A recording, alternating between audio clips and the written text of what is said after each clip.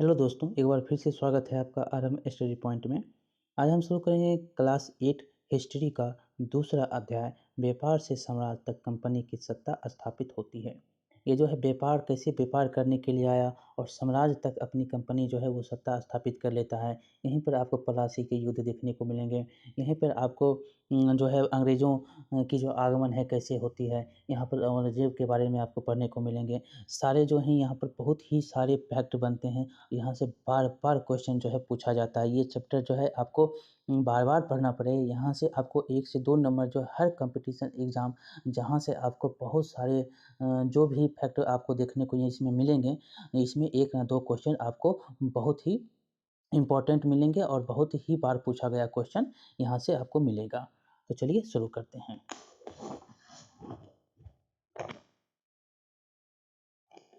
है कि मुग़ल बादशाहों में औरंगज़ेब आखिरी शक्तिशाली शासक जो था वो आखिरी शक्तिशाली बादशाह था। क्या था? मुग़ल बादशाह में जो औरंगज़ेब था वही सबसे और आखिरी शक्तिशाली यहाँ पर मुग़ल में शासक बादशाह था। वो शक्तिशाली बादशाह था। उन्होंने उन्होंने क्या किया? उन्होंने वर्तमान भारत में एक बहुत बड़े हिस्से पर नियंत्रण स्थापित कर लिया था। 1707 में उनकी मृत्यु के बाद बहुत सारे मुग़ल जो है सूबेदार और बड़े-बड़े ज़मींदार अपनी ताकत दिखाने लगे थे। याद रखेंगे 1707 ईस्वी में औरंगज़ेब की मृत्यु हो जाती है। कब? तो 1707 ईस्वी में। याद रखेंगे, ये यहाँ से क्वेश्चन बनता है, ये पूछा भी गया क्वेश्चन है। पहला क्वेश्चन यहाँ पर आप देख सकते हैं, जो आखिरी मुग़ल जो कौन था, जो सबसे यहाँ पर आखिरी शक्तिशाली बादशाह कौन था? तो औरंगज़ेब था और इसकी मृत्यु कब होती है? तो 1707 ईस्वी में। उसके बाद जो है बहुत सारे सूबेदार, ज़मींदार ये सब अपनी ताकत दिखाने लगे थे।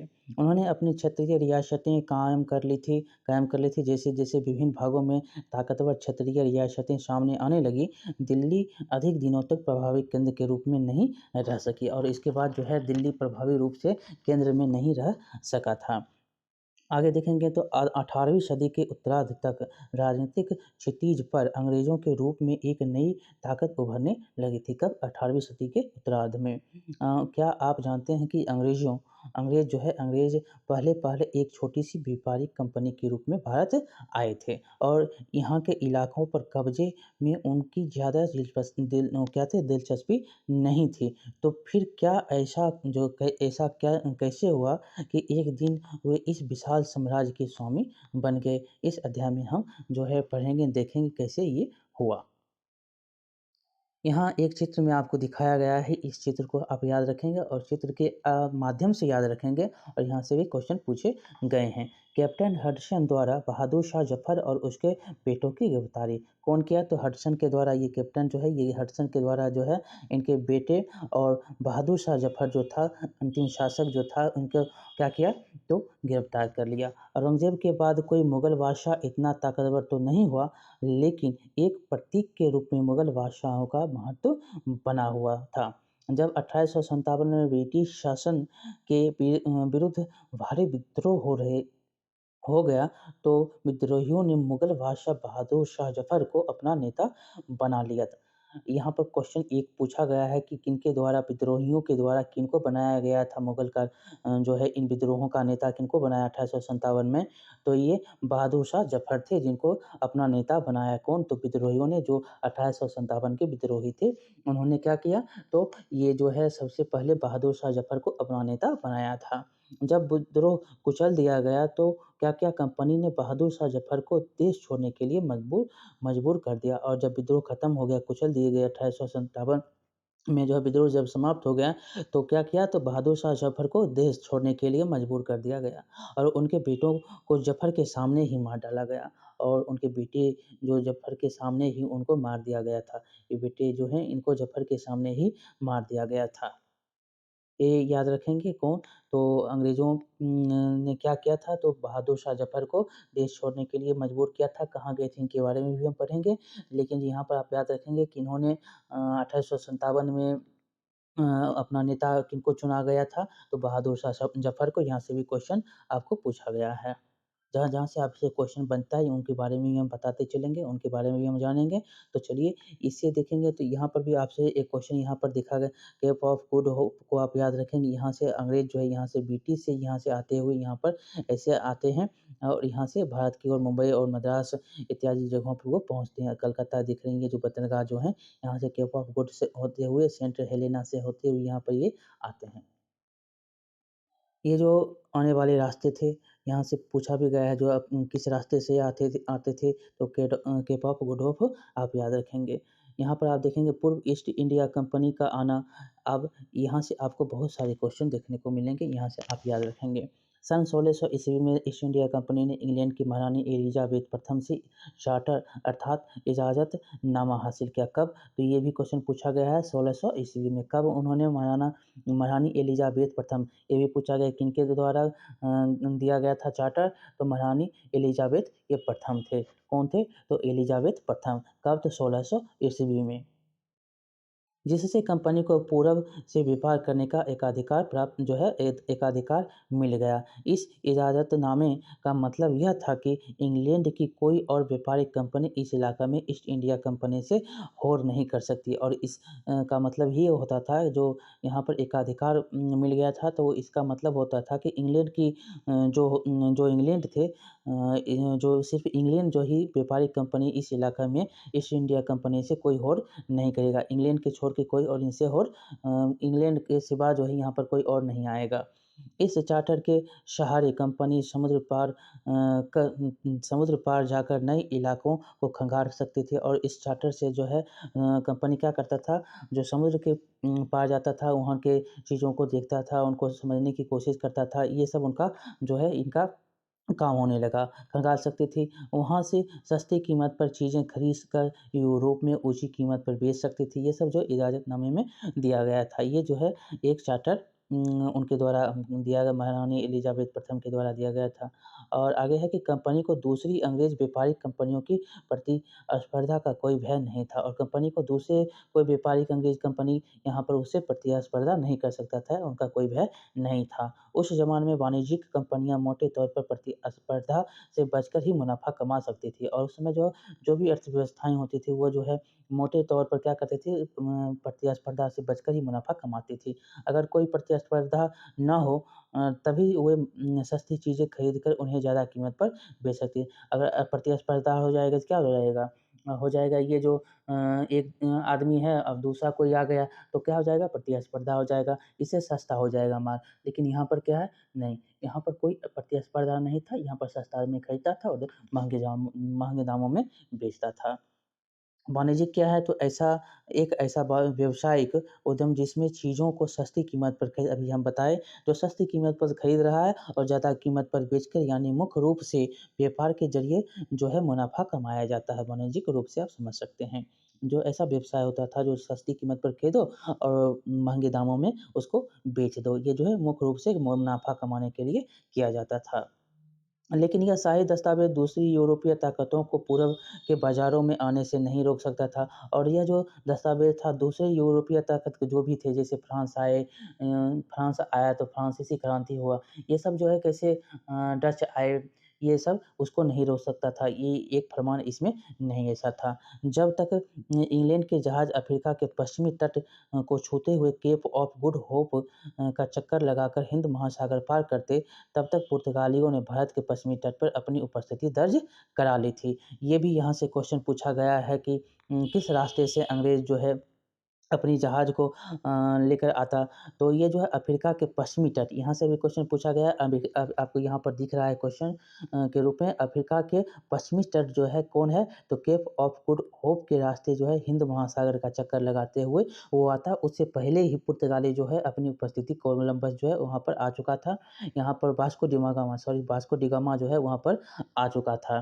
कौन? तो ये पुर्तगाल का था। ये पुर्तगाली जो था सबसे पहले भारत की खोज में किया, और यहाँ पर अंग्रेज़ों से पहले वो जो 1600 ईस्वी में उसको चार्टर मिला था, उससे पहले वो उस रास्ते से आता केप ऑफ गुड होते हुए, उससे पहले ही कौन आ गया था, वास्को दा गामा आ गया था। कब? तो 1498 ईस्वी में आया हुआ था ये, और ये जो है पुर्तगाल का था। कहाँ का था? तो ये पुर्तगाल का था।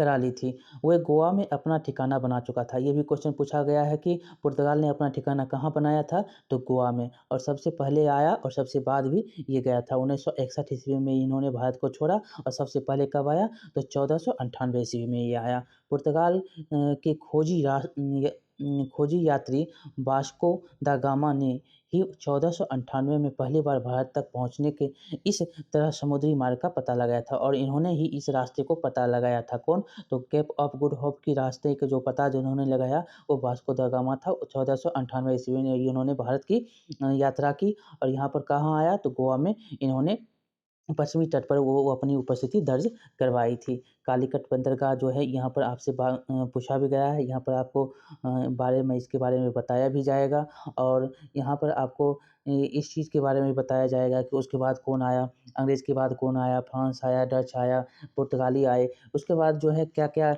यहाँ पर घटनाएँ होती हैं, इनके बारे में भी आपको बताया जाएगा। तो चलिए इनके बारे में हम जानते हैं। यहाँ से आप याद रखेंगे कौन, तो केप ऑफ गुड होप को याद रखेंगे। कहाँ पर आया, पुर्तगाली गोवा को याद रखेंगे। कौन आया, तो पुर्तगाली आया। कब आया, तो 1498 में। कौन आया, तो वास्को द गामा आया। ये सब आप पॉइंट में याद रखेंगे। ये सब बहुत सारे क्वेश्चन बनते हैं यहाँ से बार-बार क्वेश्चन पूछे जाते हैं। 17वीं शताब्दी के शुरुआत तक डच भी हिंद महासागर में व्यापार की संभावनाएं तलाशने लगा। कौन, उसके बाद जो है 17वीं शताब्दी में 1600 कुछ ईस्वी में जो है डच भी अपनी व्यापार की जो है संभावनाएं तलाशने लगा। कुछ ही समय बाद फ्रांसीसी व्यापार भी सामने आए, और कुछ समय बाद जो है फ्रांसीसी भी आया। आगे क्या है, तो समस्या यह थी कि सारी कंपनियाँ एक जैसी चीज़ें ही खरीदना चाहती थी, और समस्या ये थी कि जो भी यहाँ पर आती थी एक ही चीज़ों को खरीदना वो चाहती थी। यूरोप के बाज़ारों में भारत के बने बारीक सूती कपड़े और रेशम की ज़बरदस्त मांग थी, और यहाँ पर से क्या, सूती और रेशम के कपड़े जो हैं यहाँ पर से ले जाया जाता था और वहाँ पे बेचा जाता था। ये जो बहुत ही मांग वहाँ पर था। इसके अलावा क्या था, इसके अलावा काली मिर्च, लौंग, इलायची, दालचीनी भी यहाँ पर इसकी भी ज़बरदस्त माँग थी। यूरोपीय कंपनियों के इस बढ़ती प्रतिस्पर्धा से भारतीय बाज़ारों में इन चीज़ों की कीमतें क्या हुई, बढ़ने लगी, और उनसे मिलने वाला मुनाफ़ा गिरने लगा, और जो भी उनसे मुनाफ़ा मिलता था वो क्या हुआ, गिरने लगा। अब इन व्यापारिक कंपनियों के फलने-फूलने का यही एक रास्ता था कि वे अपनी प्रतिस्पर्धी कंपनियों को ख़त्म कर दें।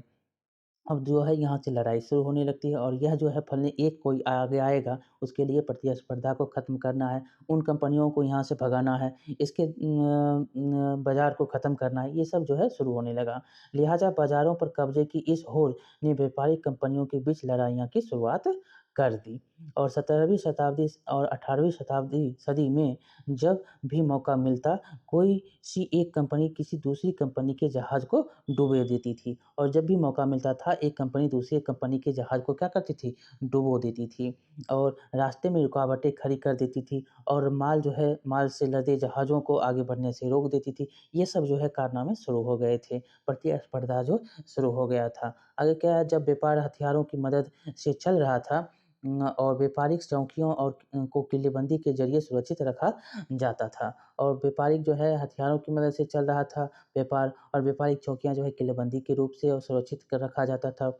अपनी बस्तियों को किलेबंद करने और व्यापार में मुनाफ़ा कमाने के इन कोशिशों के कारण स्थानीय शासकों से भी टकराव होने लगे थे, और किलेबंद व्यापार जो है किलेबंद करने के लिए और मुनाफ़ा ज़्यादा कमाने के लिए, इससे जो है स्थानीय जो शासक थे उनसे भी टकराव अब शुरू होने लगा था। इस कारण व्यापार और राजनीति को एक दूसरे के से अलग रखना कंपनी के लिए मुश्किल होता जा रहा था। व्यापार करे या राजनीति करे, ये जो एक दूसरे को अलग करके वो जो है नहीं चल सकता है, इसलिए जो है काफ़ी मुश्किल होने लगा था। अब आगे क्या हुआ, तो आगे ये जो है आइए देखें कि यह कैसे होता है। ईस्ट इंडिया कंपनी जो है कैसे व्यापार शुरू करती है, और कैसे राजनीतिक रूप से वह जो है वर्चस्व अपना स्थापित करती है।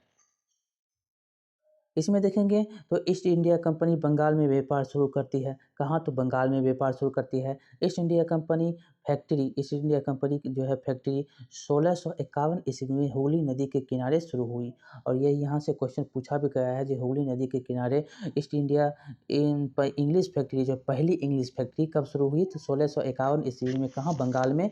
तो कहाँ, तो हुगली नदी के किनारे शुरू हुई। बंगाल में कहाँ, तो हुगली नदी के किनारे। कंपनी के व्यापारी यहीं से अपना काम चलाते थे। इन व्यापारियों को इस ज़माने में फैक्टर कहा जाता था। क्या कहा जाता था? तो इनको फैक्टर कहा जाता था। इस फैक्ट्री में वेयर हाउस था, यहाँ निर्यात होने वाली चीज़ों को जमा किया जाता था और यहाँ पर वेयर हाउस था जो कि यहाँ पर जो भी होती थी, यहाँ पर जो भी चीज़ें होती थी वहाँ पर उसको जमा किया जाता था। यहाँ पर उसके दफ़्तर, यहीं पर उनके दफ़्तर भी हुआ करते थे, जिनमें कंपनी के अफ़सर बैठते थे और यहाँ पर जो भी कंपनी होती थी उनके अफ़सर यहाँ पर बैठा करते थे। East India company, English company की जो भी होते थे अफ़सर वहाँ पर बैठा करते थे। जैसे-जैसे व्यापार फैला, कंपनी ने सौदागरों और व्यापारियों को फैक्ट्री के आसपास आकर बसने के लिए प्रेरित किया और जैसे-जैसे व्यापार फैलने लगा तो कंपनी के सौदागर जो थे वो क्या किए, फैक्ट्री के आसपास के लोगों को आकर बसने के लिए प्रेरित करने लगे। 1696 ईस्वी तक कंपनी ने इस आबादी के चारों तरफ एक किला बनाना शुरू कर दिया और जो भी यहाँ पर आबादी बसे उसके चारों तरफ जो है एक किला बनाना प्रारंभ कर दिया, शुरू कर दिया। 2 साल बाद उसने मुग़ल अफ़सरों को रिश्वत देकर 3 गाँव की ज़मींदारी खरीद ली और 2 साल बाद क्या किया, मुग़ल का जो अफ़सर था उसको क्या किया, तो उसको रिश्वत दे दिया और 3 गाँव की ज़मींदारी उन्होंने खरीद लिया। इनमें से एक गाँव यहाँ पर, ये गाँव भी याद रखेंगे जो कि एक गाँव का था, एक गाँव था कालीकाता और इसको ये भी याद रखेंगे, ये गाँव जो था ये रिश्वत के रूप में इसको मिला था, जो बाद में क्या बन गया, कलकत्ता बन गया। ये अब इसे क्या बोलते हैं, कोलकाता कहा जाता है। अब इसको कोलकाता, ये रिश्वत के रूप में इसको मिला था मुग़ल के द्वारा और इसका क्या नाम था पहले, तो कालीकाता, जो बाद में बना कलकत्ता। अब इसे क्या बोलते हैं, कोलकाता। कंपनी ने क्या किया, तो मुग़ल सम्राट औरंगज़ेब को इस बात से के लिए भी तैयार कर लिया कि वह कंपनी को बिना शुल्क चुकाए व्यापार करने का फरमान जारी कर दें और फरमान जारी करने के लिए किसको राज़ी कर लिया, तो औरंगज़ेब को। किस लिए? तो बिना हम शुल्क चुकाएँगे, बिना हम कोई कर दिए, बिना यहाँ से हम व्यापार करेंगे। इसको ये फरमान जारी करने के लिए राज़ी कर लिया, किसको? तो औरंगज़ेब को। ये जो फरमान क्या है, तो एक शाही आदेश होता है। शाही आदेश मतलब शाही आदेश जो वहाँ का राजा है उसके द्वारा एक शाही आदेश दिया जाता है कि इनको व्यापार करने के लिए कोई कर या चुंगी नहीं ली जाएगी। यहाँ पर कोई शुल्क नहीं उनसे लिया जाएगा।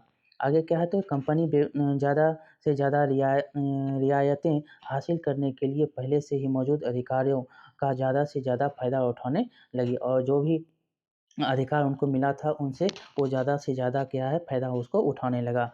आगे क्या है, तो आगे देखें, उदाहरण के लिए औरंगज़ेब के फरमान से केवल कंपनी को ही शुल्क मुक्त व्यापार का अधिकार मिला और कंपनी को क्या मिल गया, तो कि इसको ही सिर्फ़ मिला शुल्क मुक्त व्यापार करने का अधिकार। कंपनी के जो अफ़सर निजी तौर पे व्यापार चलाते हैं उन्हें यह छूट नहीं दी गई और जो निजी रूप से, जो प्राइवेट रूप से व्यापार चलाते थे कंपनी के जो भी अफ़सर होते थे उनको यह छूट नहीं दी गई थी औरंगज़ेब के द्वारा। लेकिन उन्होंने भी शुल्क चुकाने से इनकार कर दिया और ये जो निजी व्यक्ति होते थे, जो निजी अफ़सर होते थे, ये क्या कर दिए, इन्होंने भी शुल्क चुकाने से इनकार कर दिया। इससे क्या हुआ, इससे बंगाल में राजस्व वसूली क्या हुई, बहुत कम हो गई। ऐसे में भला बंगाल के नवाब मुर्शीद कुली खान, जो वहाँ के बंगाल के नवाब थे, वो मुर्शीद कुली खान ने इसका क्या किया, विरोध क्यों ना करते और इन्होंने इसका विरोध किया। आगे है, मद्रास के जहाज़ों से सामान लाती स्थानीय नौकाएँ विलियम्स सिम्पसन द्वारा ये जो है चित्र बनाया गया है। ये जो जहाज़ से जो है सामान लाया जा रहा है, ये मद्रास के क्या है, स्थानीय नौकाएँ हैं।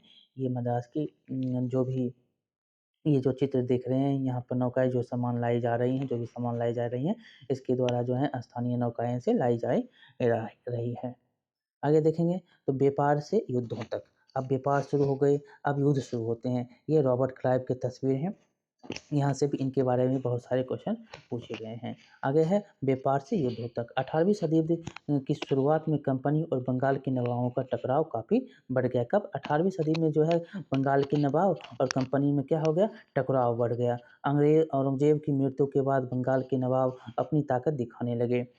उस समय दूसरी क्षेत्रीय ताकतों की स्थिति भी ऐसी ही थी। मुर्शीद कुली खां के बाद अली बर्दी खां और उसके बाद शुजा-उद-दौला बंगाल के नवाब बने। ये भी याद रखेंगे, मुर्शीद कुली खां पहले, उसके बाद अलीवर्दी खां और उसके बाद सिराजुद्दौला, ये जो है बंगाल के नवाब बने। ये सभी जो थे सब शक्तिशाली शासक थे।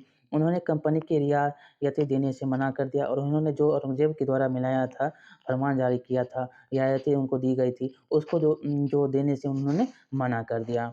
व्यापार का अधिकार जो है देने के बदले कंपनी से नजराने मांगे, उसे सिक्के ढालने का अधिकार नहीं दिया गया और उसको जो है नजराने मांगे अंग्रेज़ों से और उसको सिक्के ढालने का अधिकार नहीं दिया गया और उसके किलीबंदी को बढ़ाने से उसको रोक दिया गया। किसको? तो अंग्रेज़ों को।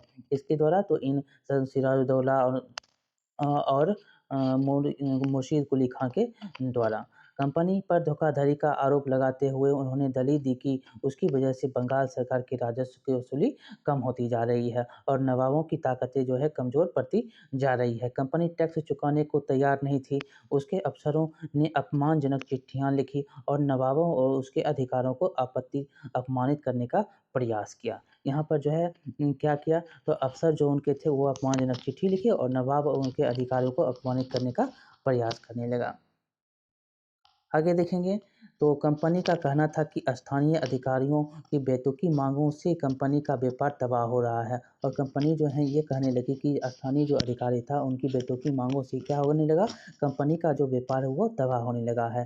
कंपनी जो क्या हुआ, व्यापार तभी फूल फल सकता है जब सरकार शुल्क हटा दे और उन्होंने कहा ब्रिटिश कंपनी ने क्या कहा, व्यापार तभी फल फूल सकता है जब सरकार जो है शुल्क हटा दे। कंपनी की इस बात का भी यकीन था कि अपना व्यापार फैलाने के लिए उसे अपनी आज़ादी बढ़ानी होगी और इसको कंपनी को ये यकीन था कि अपनी व्यापार को बढ़ाएंगे तो उसके लिए हमको क्या करना है, अपनी आबादी बढ़ानी होगी, अपनी आबादी को ये बढ़ाएं, तभी ये जो है अपना व्यापार बढ़ा सकते हैं। गांव खरीदने होंगे और किलों का पुनर्निर्माण करना होगा और गांव खरीदने होंगे और किलों का जो है पुनर्निर्माण करना होगा।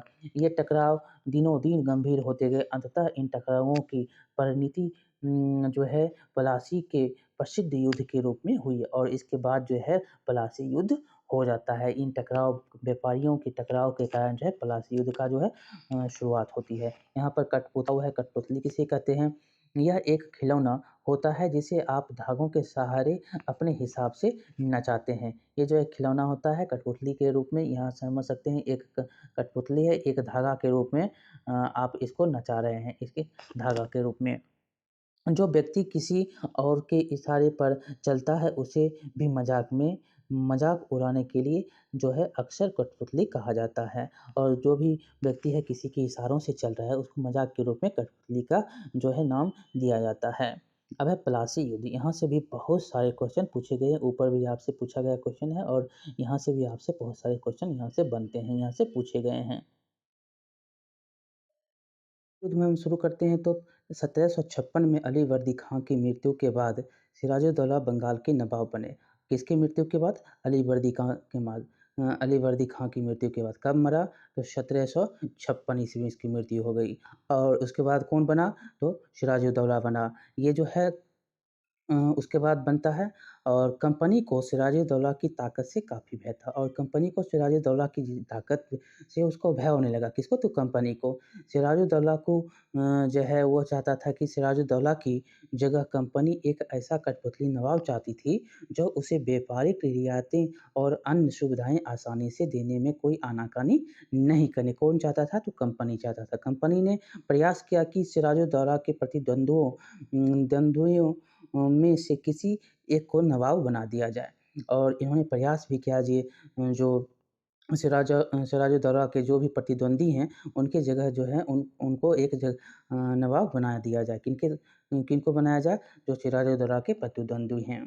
कंपनी को कामयाबी नहीं मिली तो उसने क्या किया, तो जवाब में सिराजुद्दौला ने हुक्म दिया कि कंपनी उनके राज्य के राजनीतिक मामलों में टांग अड़ाना बंद कर दे और सिराजुद्दौला ने हुक्म कर दिया जो कंपनी जो है अपने राजनीतिक मामले में जो है सिराजुद्दौला के राज्य के राजनीतिक मामले थे उनमें टांग अड़ाना बंद कर दें, किलेबंदी रोकें और बाकायदा राजस्व चुकाए।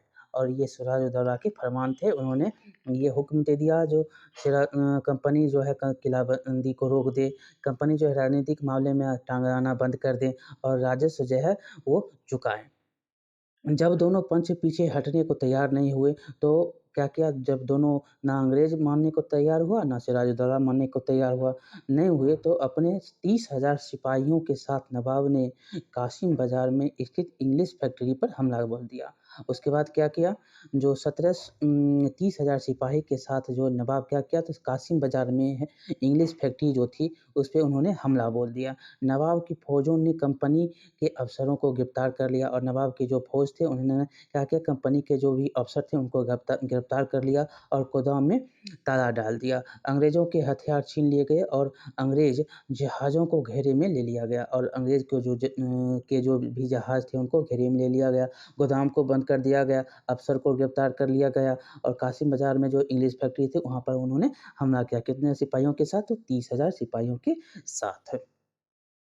उसके बाद क्या हुआ? इसके बाद नवाब ने कंपनी के कलकत्ता स्थित किले पर कब्ज़े के लिए जो है उधर रुख किया। उसके बाद जो है नवाब ने क्या किया, कलकत्ता में जो जो कंपनी के कलकत्ता में स्थित किले थे, उस पे उन्होंने कब्ज़े करने के लिए उधर रुख कर लिया। कलकत्ता के हाथ से निकल जाने की खबर सुनने पर मद्रास में तैनात कंपनी के अफसरों ने भी रॉबर्ट क्लाइव के नेतृत्व में सेना को रवाना कर दिया और कलकत्ता के हाथ से निकल जाने के भय से उन्होंने क्या किया, खबर से मद्रास में तैनात जो था कंपनी उसके अफसर थे रॉबर्ट क्लाइव। यहाँ से भी क्वेश्चन पूछता है जो कहाँ पर रॉबर्ट क्लाइव तैनात थे, तो ये कहाँ पर थे, तो मद्रास में थे, अफसर के रूप में थे ये रॉबर्ट क्लाइव। उसके नेतृत्व में जो है रॉबर्ट क्लाइव के नेतृत्व में वहाँ से मद्रास से सेना जो है यहाँ के लिए आने लगी, यहाँ रवाना हो गई। इस सेनाओं को नौसैनिक बेड़े की मदद से भी मिल रहे थे और इस सेना को जो है नौसैनिक बेड़े की मदद भी, नाव की भी जो मदद इनके द्वारा मिल रही थी। यहाँ पर देखेंगे इसके बाद जो है उससे पहले हम इसको पढ़ेंगे, इसको क्या आप जानते हैं? तो क्या आप जानते हैं कि प्लासी का जो है यह नाम किस तरह पड़ा? दरअसल असली नाम जो था वह पलासी था। क्या था? पलासी।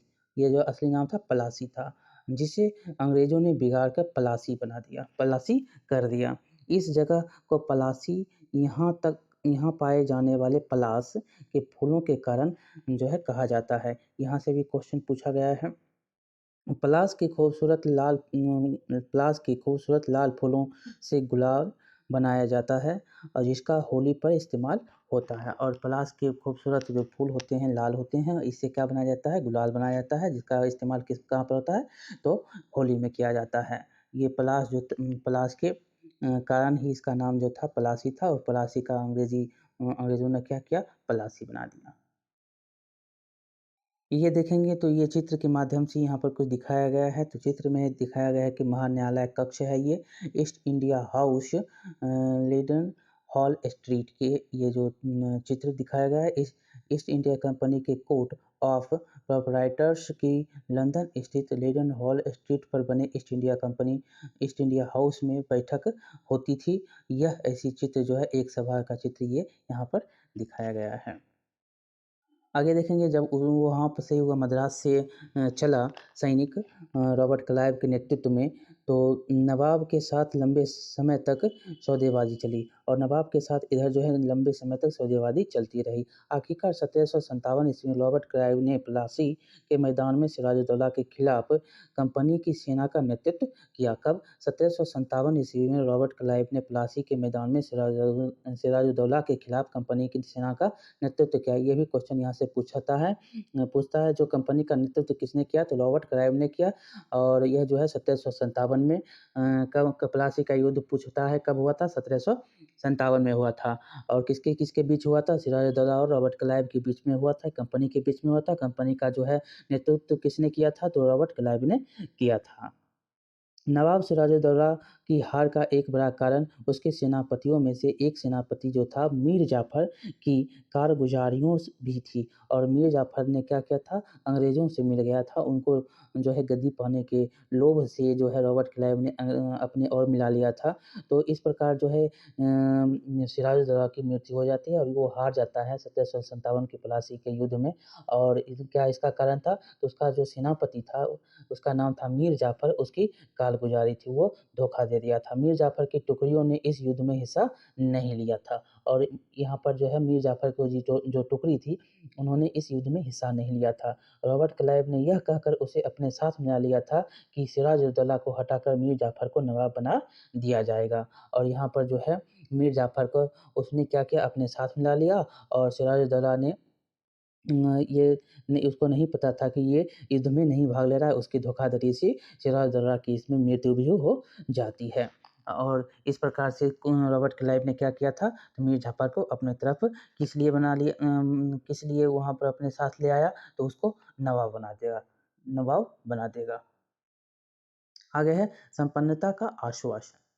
यहाँ पर देखेंगे तो यहाँ पर दिया गया है कि कंपनी के लोग ईस्ट इंडिया कंपनी की शासकीय महत्वाकांक्षाओं को संदेह और अविश्वास से देखती थी। प्लासी की लड़ाई के बाद रॉबर्ट क्लाइव ने अंग्रेज सम्राट के एक मुख्य विदेशी मंत्री विलियम पिट को 7 जनवरी 1759 ईस्वी को कलकत्ते में यह चिट्ठी भेजी थी। यहाँ से भी क्वेश्चन पूछा गया है, याद रखेंगे किसको, तो मुख्य विदेश मंत्री जो विलियम पिट था उसको 7 जनवरी 1759 ईस्वी को कलकत्ते से यह चिट्ठी भेजी गई थी। किसके द्वारा, तो रॉबर्ट क्लाइव के द्वारा।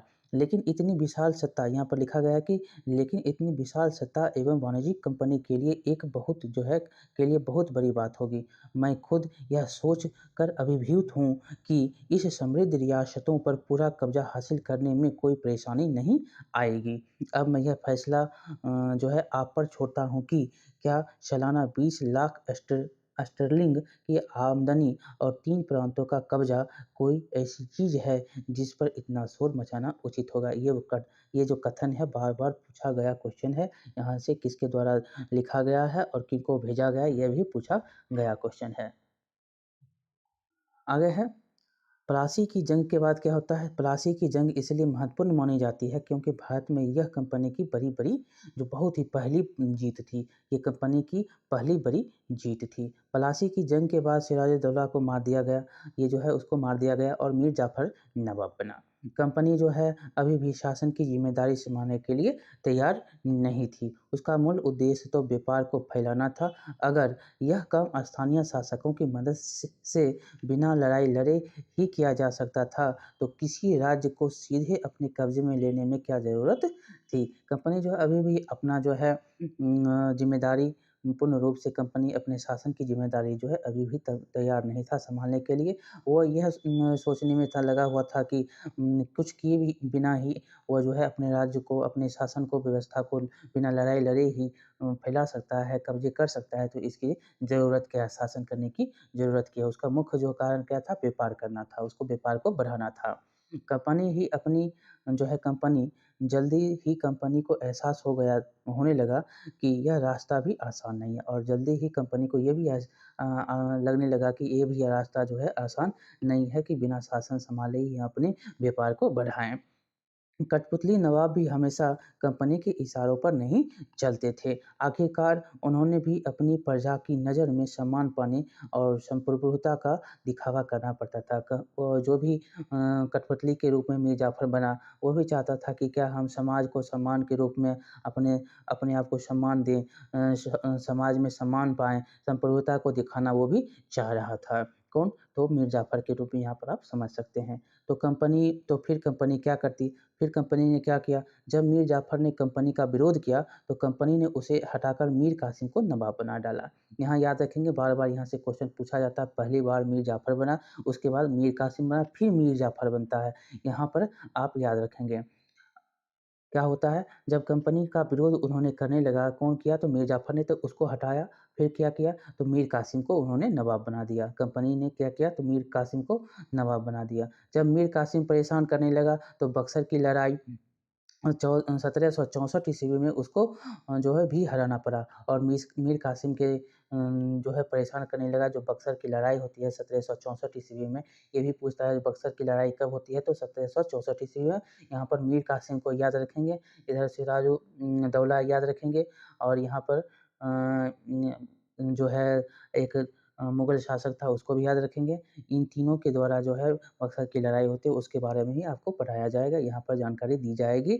बक्सर की लड़ाई 3 नवाबों और 1 अंग्रेज़ों के बीच होती है, जो कि अंग्रेज़ों की जीत होती है 1764 ईस्वी में। ये बक्सर की लड़ाई थी। ये जो है अंग्रेज़ों की जो है व्यापारिक रूप से रास्ता खुल जाता है यहाँ से जो है वह आगे जो है पूर्ण रूपेण से किसके बाद प्लासी के बाद और जब है क यहाँ पर बक्सर जीत जाता है तो उसके बाद जो है उसको एक व्यापारिक रूप से एक राजनीतिक रूप से जो है वह खुद जो है अपने कार्य को आगे बढ़ाने लगता है और उसका जो है कार्यकाल जो है पूरा पूर्ण रूप से अपने हाथों में वो ले लेने की कोशिश धीरे-धीरे करने लगता है। उसके बाद जो है हम देखेंगे क्या हुआ, उसके बाद बक्सर की लड़ाई में मीर कासिम को हराया। कब? तो 1764 ईस्वी में।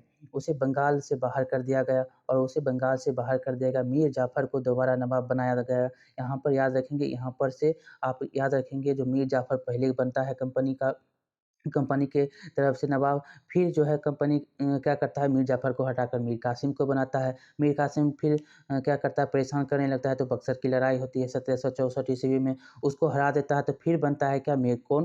तो 1764 में फिर बन जाता है मीर जाफ़र बनता है नवाब, दोबारा नवाब बनता है। अब नवाब को हर महीने 5 लाख रुपए कंपनी को चुकाने थे। इसके बाद क्या हुआ जो कंपनी इस लड़ाई के बाद जो है कंपनी को हर महीने जो है 5 लाख रुपए कंपनी को देने पड़ते थे नवाब को। कंपनी अपने सैन्य खर्चों से निपटने, व्यापारिक ज़रूरतों तथा अन्य खर्चों को पूरा करने के लिए और पैसा चाहती थी और इसके सैनिक की ज़रूरतें, व्यापारिक ज़रूरतें, ये सब के लिए वो क्या चाहती थी? पैसा चाहती थी। कंपनी और ज़्यादा इलाकों तथा और ज़्यादा कमाई करना चाहती थी। 1765 ईस्वी में जब मीर जाफ़र की मृत्यु हो गई, जब 1765 ईस्वी में मीर जाफ़र की मृत्यु हो जाती है, तब कंपनी के इरादे बदल चुके थे। इसके बाद जो है कंपनी के इरादे बदल जाते हैं और कठपुतली नवाबों के साथ अपने खराब अनुभवों को देखते हुए क्लाइव ने जो है ऐलान किया कि अब हमें खुद ही नवाब बनना पड़ेगा। यहाँ से जो है इसका शुरू होता है क्या नवाब की सिलसिला जो शुरू होती है यहाँ से गवर्नर जनरल, गवर्नर, वायसराय यहाँ से शुरू होने लगता है। तो चलिए इसके बाद जो है क्या होता है यहाँ पर ऐलान कर दिया कब? तो मीर जाफ़र की मृत्यु होती है उसके बाद जो है रॉबर्ट क्लाइव जो है ऐलान करता है कि अब हमें ही खुद ही नवाब बनना पड़ेगा। उससे पहले हम यहाँ पर देखेंगे जो नवाब की शिकायतें। 1733 ईस्वी में बंगाल के नवाब इंग्लिश व्यापारियों के बारे में यह कहा था। क्या कहा था? तो बंगाल के नवाब ने इंग्लिश व्यापारियों के लिए 1733 ईस्वी में कहा था, जब वे पहली बार हमारे देश में आए थे तो उन्होंने सरकार के मामले जो है सरकार के सामने विनती करते हुए कहा था कि उन्हें एक फैक्ट्री बनाने के लिए थोड़ी-सी ज़मीन दे दी जाए। इन्होंने ये कहा था। उन्हें वह ज़मीन तो मिल गई पर उन्होंने तो वहाँ मजबूत किला ही खड़ा कर डाला। उन्होंने क्या किया तो मजबूत किला ही खड़ा कर दिया। ये किनके द्वारा कहा जा रहा है? तो नवाब के जो शिकायत थे 1733 ईस्वी में इनके द्वारा ये कहा जा रहा है। उन्होंने क्या किया? तो किला खड़ा कर डाला। इसके चारों तरफ गड्ढे बना दिए और जो नदी से जुड़ते हैं उनके द्वारा जो है गड्ढे बना दिए गए।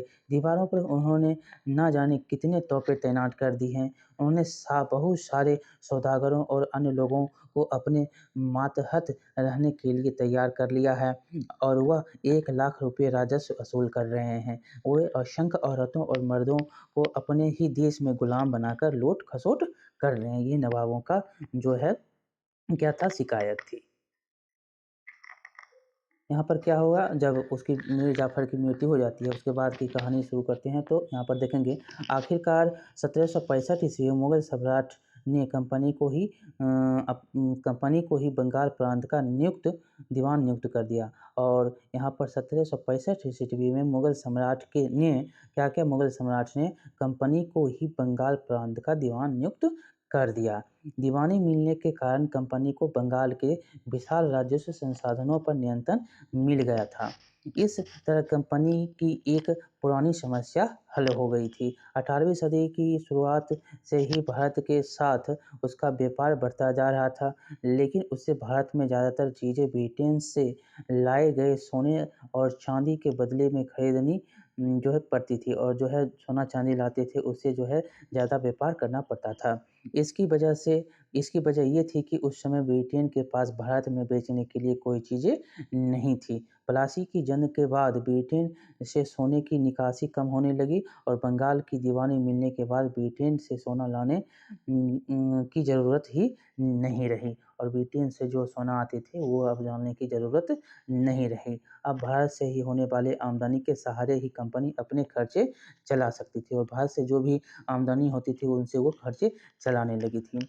इस कमाई से कंपनी भारत में सूती और रेशमी कपड़ा खरीद सकती थी और जो भी कमाई होती थी उससे जो है रोज़ रेशमी कपड़ा और सूती कपड़े जो होते थे वो खरीद सकती थी। अपनी फ़ौजों को सँभाल सकती थी और कलकत्ते में किलों और दफ्तरों का निर्माण जो है की लागत उठा सकती थी। कलकत्ते में किले बनवाना हो, दफ्तर का निर्माण करवाना हो, इत्यादि जो भी काम होते थे, इनका निर्माण जो है यहाँ से इनके राजस्व से हो सकता था। कंपनी के अफ़सर नवाब बन बैठे और कंपनी के अफ़सर ही क्या बन गए, अब नवाब बन गए। ये देखें कंपनी जो है उसके बाद क्या हुआ नवाब बनने का क्या मतलब था? इसका एक मतलब तो यह ही था कि कंपनी के पास अब सत्ता और ताकत थी। कंपनी के पास अब सत्ता भी थी और ताकत भी थी। लेकिन इसके कुछ और फ़ायदे भी थे और इसके कुछ फ़ायदे क्या थे? कंपनी हर कर्मचारी नवाबों की जो है तरह जीने की ख्वाब देखने लगे थे। कंपनी के जो भी कर्मचारी थे वो अब नवाब की तरह जीने के जो ख्वाहिश थे वो अब करने लगे थे। वो नवाब की तरह जीना चाहते थे। ये जो सपने थे, ये कल्पना थी, वो उनके होने लगे थे। है पलासी के युद्ध के बाद बंगाल के असली नवाबों को उस बात के लिए बाध्य कर दिया गया कि वे कंपनी के अफ़सरों को निजी तोहफ़े के तौर पर ज़मीन और बहुत सारा पैसा दें। खुद रॉबर्ट क्लाइव ने ही भारत में बेहिसाब दौलत जमा कर ली थी।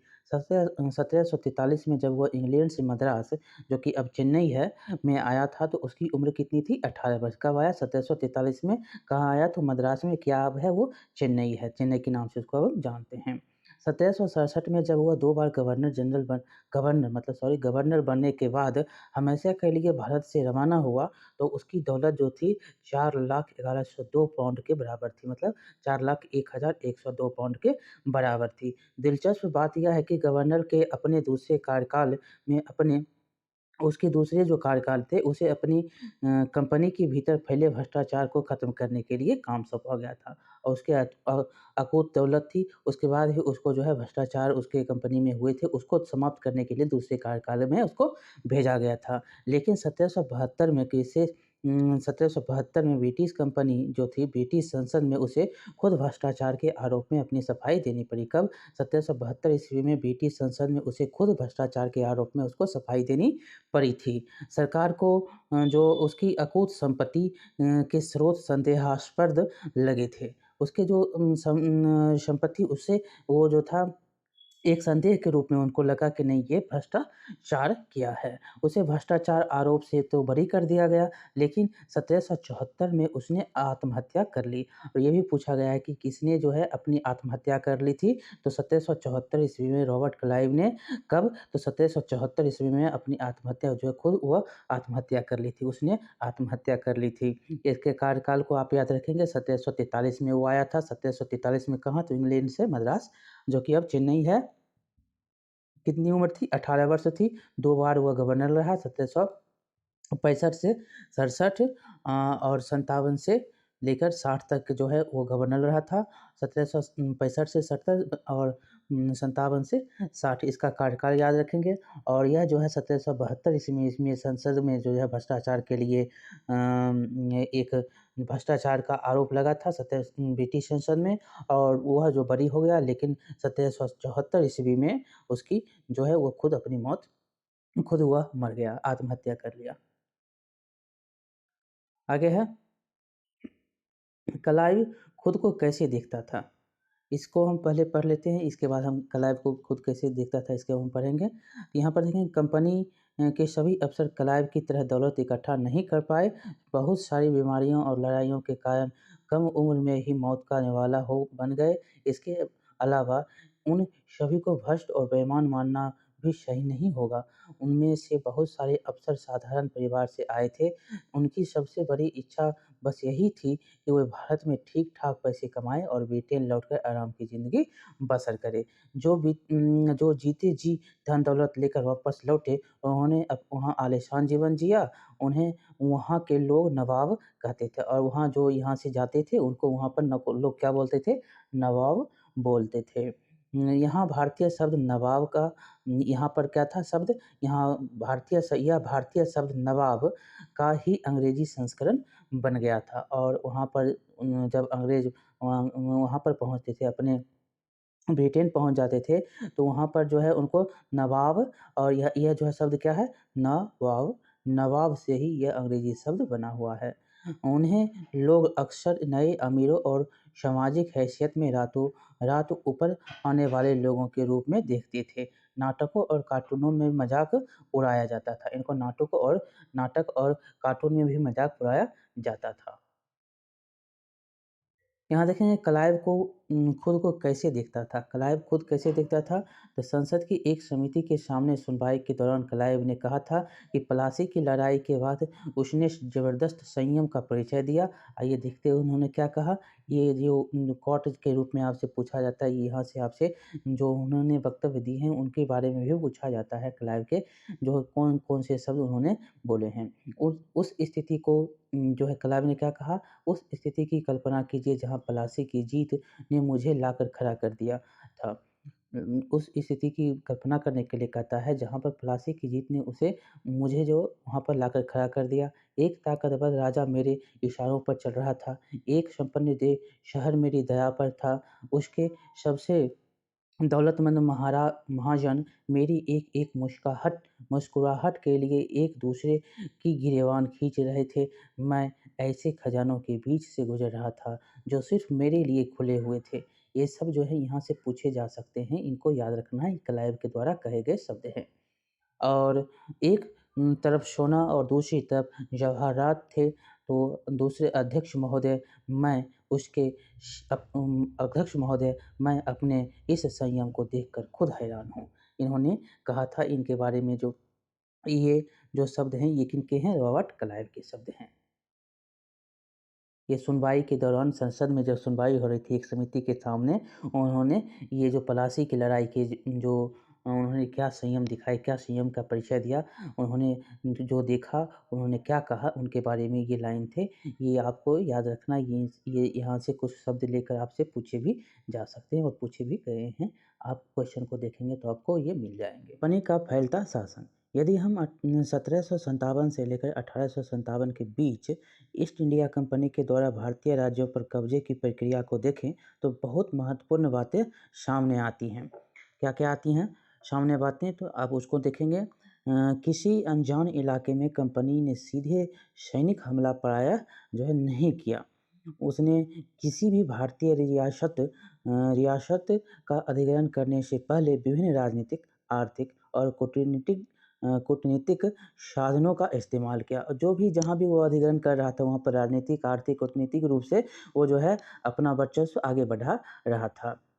आगे क्या है तो आगे बक्सर की लड़ाई जो होती है कब होती है तो 1764 में ये इसको रखेंगे क्योंकि यहाँ से बहुत बार क्वेश्चन पूछे गए ये आपको डेट भी पूछा जाता है। बक्सर की लड़ाई जो होती है कब होती है तो 1764 के बाद कंपनी ने भारतीय रियासतों में रेजिडेंट तैनात कर दिए। क्या कर दिया? रेजिडेंट तैनात कर दिया।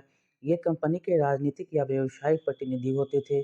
उनका काम कंपनी के हितों की रक्षा करना और उन्हें आगे बढ़ाना था। रेजिडेंट के माध्यम से कंपनी के अधिकारी भारतीय राज्यों के भीतर मामलों में भी दखल देने लगे थे। अगर अगला राजा कौन होगा, किस पद पर किसको बिठाया जाएगा, इस तरह की चीज़ें जो भी कंपनी के अफ़सर तय करना चाहते थे। ये जो है धीरे-धीरे पाँव पसार रहे थे और ये जो है क्या करना चाह रहे थे, अब अगला राजा कौन होगा, कौन उस गद्दी पर बैठेगा, ये सब जो है वो करना चाह रहे थे। कई बार कंपनी के रियासतों पर सहायक संधि भी थोप दी गई और जो है कई बार क्या किया गया, तो रियासत पर जो है सहायक संधि जो है थोपा गया। ये भी पूछा जाता है सहायक संधि कब शुरुआत हुई है, इसकी शुरुआत कब होती है, तो रॉबर्ट क्लाइव ने इसकी शुरुआत की थी। इसके बारे में भी हम आगे पढ़ेंगे। जो रियासत इस बंदोबस्त को मान लेती थी, उसे अपनी स्वतंत्र सेनाएँ रखने का जो है अधिकार नहीं रहता था। जो इस सहायक संधि को मान लेता था, उसको जो है स्वतंत्र सेना रखने के लिए अधिकार ये नहीं उसका रहता था। अब उसे कंपनी की तरफ से सुरक्षा मिलती थी और जो भी इसको मान लेता था, उसको कंपनी की तरफ से सुरक्षा मिलती थी। आगे देखेंगे। तो और सहायक सेना के रखरखाव के लिए वह कंपनी को पैसा देती थी और जो है सहायक सेना के रखरखाव, जो भी सेना होती थी उनके रखरखाव के लिए कौन, तो भी वहाँ के शासक होते थे, वही जो है कंपनी को पैसा देते थे। अगर भारतीय शासक रकम अदा करने में चूक जाते थे तो जुर्माने के तौर पर उनका इलाका कंपनी अपने कब्जे में ले लेती थी। अगर वो जो है क्या करेगा, अगर वो पैसा देने से चूकेगा, जो सहायक संधि में उनको देना था सेना के लिए, इसके लिए वो अगर चूका तो उसके जो जुर्माने के तौर पर उसके इलाके जो होते थे, उन पे वो कब्ज़ा कर लेते थे। उदाहरण के लिए जब रिचर्ड वेलेज़ली गवर्नर जनरल 1798 से 1805, यहाँ के भी नाम को आप याद रखेंगे। रिचर्ड वेलेज़ली जो है वेलेज़ली, ये गवर्नर जनरल कब बना, 1798 से कब 1805 तक। उस समय जो है अवध के नवाब को 1801 में अपना आधा इलाका कंपनी को सौंपने के लिए मजबूर कर दिया गया। यहाँ पर देखेंगे तो 1801 ईस्वी में यहाँ से भी क्वेश्चन पूछा गया है, कब जो है सहायक संधि के थ्रू किसको जो है अपनी जो है ज़मीन उसको सौंपना पड़ा, ये कंपनी इलाके किसको सौंपने पड़ा, ये जो है पूछा गया क्वेश्चन यहाँ से आता है। ये जो अवध था कब, तो 1801 ईस्वी में कौन था गवर्नर, तो याद रखेंगे गवर्नर जनरल था वेलेज़ली। और यहाँ पर से आपको क्वेश्चन बहुत बार पूछे गए हैं। मजबूर कर दिया गया क्योंकि नवाब सहायक सेना के लिए पैसा अदा करने से चूक गए थे। इसी आधार पर हैदराबाद के कई इलाके छीन लिए गए और यही जो सहायक संधि के ही आधार पर जो है हैदराबाद के कई इलाके जो हैं छीन लिए गए थे। आगे है रेजिडेंट। रेजिडेंट के बारे में पढ़ेंगे तो रेजिडेंट का ताकत क्या होती है। कंपनी द्वारा नियुक्त किए गए रेजिडेंट्स के बारे में स्कॉटलैंड के अर्थशास्त्री और राजनीतिक दार्शनिक जेम्स मिल ने यह कहा था, और उनका जो जेम्स मिल का ये वक्तव्य है कि दरअसल रेजिडेंट जो होता है रियासत का राजा होता है, जहाँ पर वो है वहाँ का वो राजा है। हम उसे हस्तक्षेप की मनचाही निषेधाज्ञा के तहत काम करने की छूट देते हैं, और जो है उनको हस्तक्षेप की मनचाही में जो निषेधाज्ञा होगा, आज्ञा के रूप में उसको हम छूट देंगे। और जब तक स्थानीय राजा पूरी तरह से अधीनस्थ रहता है, और जब तक स्थानीय राजा जो है अधीनस्थ रहता है और रेजिडेंट यानी ब्रिटिश सरकार के माफिक काम करता है, तो जो चीज़ें आराम से चलती रहती हैं। तो चीज़ें क्या होता है, जब ब्रिटिश के वो सरकार के माफिक उसके अनुसार जब काम करता है, तो चीज़ें जो है आराम से चलती रहती हैं। शासन के कामों में रेज़िडेंट की दखल-अंदाज़ी के बिना सब कुछ चल सकता है, और वहाँ पर जो है शासक जो भी चल रहा है, वहाँ पर जो है उसके दखल-अंदाज़ी के बिना भी चल सकता है। और जब भी कुछ अलग तरह का घटना घटता है तब जो है जब क्या होता है, जब अलग तरह का घटना घटता है तब क्या होता है, तब जो है तब उसको हम देखेंगे तो उसमें जब जब भी राजा कोई ऐसा रास्ता अपनाता है जिसे ब्रिटिश सरकार गलत मानती है, ऐसा जब कोई घटना जब राजा जो है उसको ऐसा रास्ता अपना लेता है, जब उसको ब्रिटिश सरकार जो है गलत मानने लगती है, तो टकराव होता है और उथल-पुथल पैदा हो जाती है। ये जेम्स मिल के द्वारा कथन है और इसको हम याद रखेंगे। उनके द्वारा एक तरह से हम शॉर्ट में समझेंगे, उनके द्वारा यह कहा गया कि जो रेज़िडेंट होता है वहाँ का राजा होता है, उस रियासत का राजा होता है। वह जो है मनचाही रूप से अपने काम कर सकता है, और यहाँ पर जो है अगर दखल-अंदाज़ी नहीं कुछ होती है, तो वो बिना कुछ काम किए जो है वहाँ के राजा जो हैं आराम से गद्दी चला सकते हैं। लेकिन वहाँ पर अगर राजा और उनके बीच में कुछ मनमुटाव होता है, तो गलत रास्ता अगर राजा अपना लेता है, तब जो है टकराव या उथल-पुथल की पैदा जो स्थिति हो जाती है। इनके शॉर्ट फॉर्म में इसको हम समझ गए हैं। तो आगे है यहाँ पर देखेंगे तो यहाँ पर आपको देखने को मिलेंगे कुछ चित्र के माध्यम से यहाँ दर्शाया गया है। अपने बेटों और ब्रिटिश रेजिडेंट के साथ खड़े नवाब शुजा-उद-दौला टीली कैटर द्वारा बनाया गया ये तस्वीर है।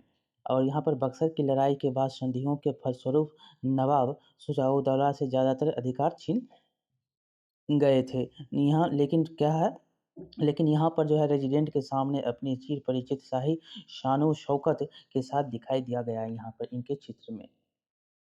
आगे है निषेधाज्ञा क्या है? तो निषेधाज्ञा मतलब निर्देश और अधीनस्थता क्या है? तो दब्बूपन। मतलब क्या हम उसके वो जो कहेगा वही हम करेंगे मतलब उसके अधीन रह के अपना काम करना। यहाँ पर आगे देखिए यहाँ पर जो है बहुत ही इम्पोर्टेंट ये जो टॉपिक है ये बहुत ही इम्पोर्टेंट है। यहाँ से बहुत बार क्वेश्चन टीपू सुल्तान के बारे में पूछा गया है। टीपू सुल्तान, शेर-ए-मैसूर के नाम से भी इसको जानते हैं। यहाँ पर क्वेश्चन के रूप में बनता भी है शेर-ए-मैसूर के नाम से कौन जाना जाता है? तो टीपू सुल्तान जो है शेर-ए-मैसूर के नाम से भी जाना जाता है। जब कंपनी को अपने राजनीतिक और आर्थिक हितों का खतरा दिखाई दिया तो कंपनी ने प्रत्यक्ष सैनिक टकराव का रास्ता भी अपनाया। दक्षिण भारतीय राज्य मैसूर के उदाहरण से यह बात समझी जा सकती है।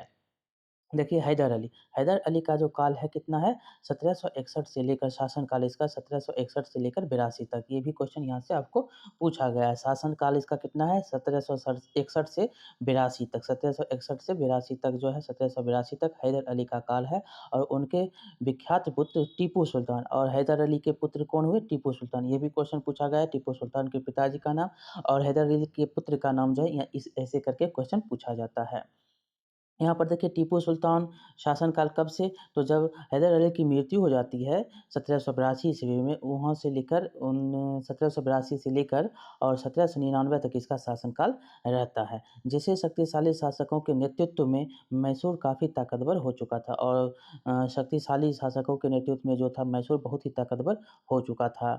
मालाबार तट पर होने वाला व्यापार मैसूर रियासत के नियंत्रण में था जहाँ से कंपनी काली मिर्च और इलायची खरीदती थी और मालाबर का जो तट था वो किसके अधीन था वो तो मैसूर के अधीन था और यहाँ से कंपनी क्या खरीदा करती थी तो काली मिर्च और इलायची। 1782 ईस्वी में टीपू सुल्तान ने अपनी रियासत में पड़ने वाले बंदरगाहों से चंदन की लकड़ी, काली मिर्च और इलायची का निर्यात क्या किया? रोक दिया। 1785 ईस्वी में सुल्तान ने स्थानीय सौदागरों को भी कंपनी के साथ कारोबार करने से रोक दिया गया और स्थानीय सौदागर भी जो थे, जो कंपनी के साथ कारोबार कर रहे थे, उनको भी रोक दिया गया।